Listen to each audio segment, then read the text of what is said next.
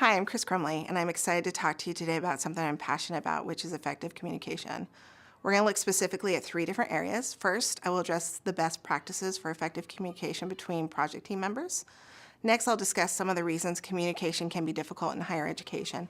And then last, I'll suggest a couple of ways to de-escalate a situation when disagreement occurs. Working with a team can inspire great ideas and build relationships, but it can also lead to miscommunication and frustrations amongst the team. Because of this, it's important to learn how to improve communication so the experience and results are positive. One of the first steps you should take when working with a team is to establish expectations and then repeat them out loud to the group to make sure that everyone understands and is in agreement. One of the quickest paths to frustration and disagreement is really when people are not clear about the tasks that they are expected to complete. Unclear communication from the beginning can lead to people working on the same tasks and others not knowing what they should be working on. Once the expectations are set and the team begins working on their tasks, it's important to have regular check-ins on progress. These check-ins can help the team to make sure they are staying on track. It also allows the team members to collaborate and to head off problems early. A regular check-in allows each team member to make sure that they are working in the same direction as the rest of the team. Another key to effective communication is to spend more time listening than speaking.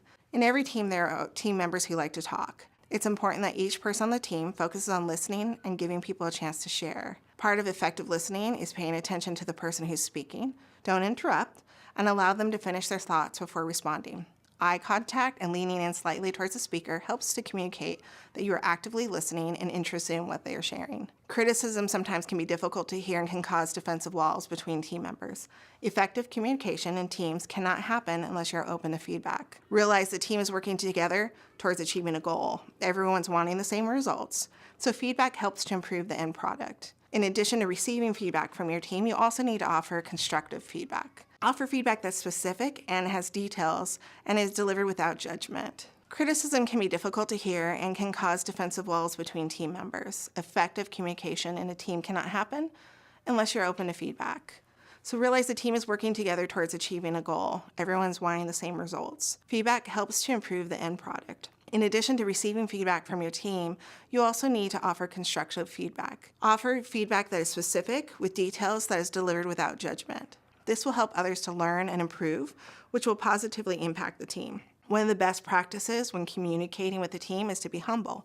A team only works when everyone on the team works together without thinking they are better or smarter than the others. Each of us have something to learn, but we also have something to give. So when we take this approach mentally, it impacts how we communicate. Humility includes taking ownership of mistakes you make and apologizing if necessary. Each of these tips will help to improve communication amongst the project team that's working together and help them to successfully reach their goals. In looking at the field of higher education, we see it's not immune to the difficulties that we see in communication. In fact, there's several factors that can impact effective communication. Many schools don't understand the importance of an effective communications plan.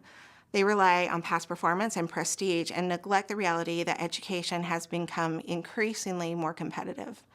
As more schools, including online programs, pursue future students, communication channels can become a muddied mess of competing messages.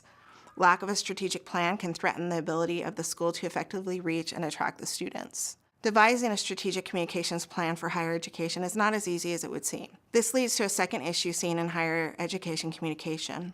Today, there are more communication channels than ever before. This includes traditional forms like mail, brochure, printed materials, and emails, but also newer technology has introduced multiple communication channels.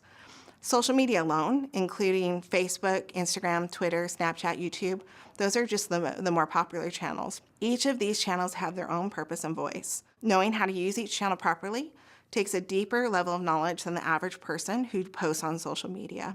Hiring a communications specialist could lead to additional expenses for the school's already stretched thin budgets. The next issue that complicates communication in higher education is knowing the audience that they need to communicate to. In higher education, there are multiple people and needs that need to be addressed in communication. Tabellini and Yip talk about a diverse audience that includes students, professors, executives, company directors, and the general public. This is only the tip of the iceberg. You can also add in parents, benefactors, and future students to this list. Knowing the different audiences really isn't enough to be an effective communicator. The school also has to understand the needs of each of these audiences, along with the proper channel to communicate with them. The last section I want to talk about is when disagreement occurs. So when this happens, it's important that you first take time to calm yourself. Take a deep breath and then pause before you respond. When someone becomes angry or combative, your heart can start racing and it's very easy to quickly become defensive. This will only cause the situation to escalate. Pay attention to the tone of your voice. A soft, soothing tone will help to calm the person you are speaking with. Take the time to listen to the person while looking them in the eyes so that they can see you're paying attention.